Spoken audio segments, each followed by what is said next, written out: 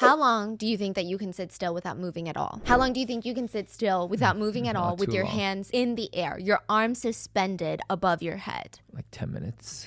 I don't even think I could last. I think 10 minutes is very ambitious. Yeah. Maybe a minute. Timothy was standing there, sweating. His arms are in pain, and he was told that he needs to stand, his legs shoulder length apart, his back straight, with his arms held above his head for as long as he can manage. He's losing strength. I mean, the circulation's getting bad. He feels like his arms are about to fall off, but he cannot put them down. He knows that he cannot, because at his wrist and around his waist, there are devices attached to him. These devices are motion sensors. If he were to move even a centimeter, even an inch, these motion sensors would go off. They would start ringing these high-pitched alarms directly into his ears, but that's not even the worst part. The worst part is, if he moves and these alarms go off, he's gonna get tortured. He knows this. And every day, everything in Timothy's life was controlled. I mean, every single little thing. He was not allowed to leave the house. He was not allowed to go to school. He was not allowed to socialize. He was not allowed to live a normal human being life. All of his bathroom breaks were timed. 60 seconds for urine, 120 seconds for anything more. It got to the point where Timothy, whether it was from the abuse or the torture, he became incontinent. He was unable to hold his urine anymore. He was forced to wear adult diapers, and those were not frequently changed. He would be yelled at and tortured if he soiled himself. And even Timothy's food and eating schedule and water, they were timed and controlled. Well, it wasn't timed. He never knew when he was gonna get his next sip of water. He only had a few sips a day. He never knew when his next piece of stale bread was coming, but it was all controlled. He didn't have a single choice in his life. And when he wasn't being punished or tortured, he would be shoved into that tiny little room under the stairs with no light, and he would be forced to get on his knees, sit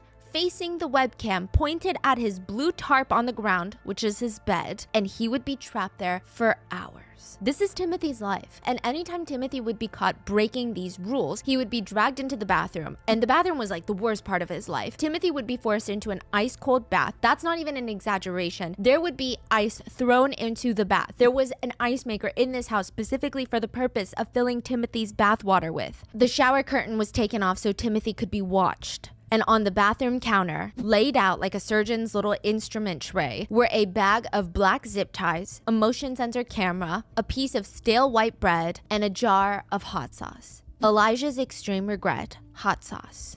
15-year-old Timothy would be held captive, tortured with hot sauce, ice baths, and forced starvation for a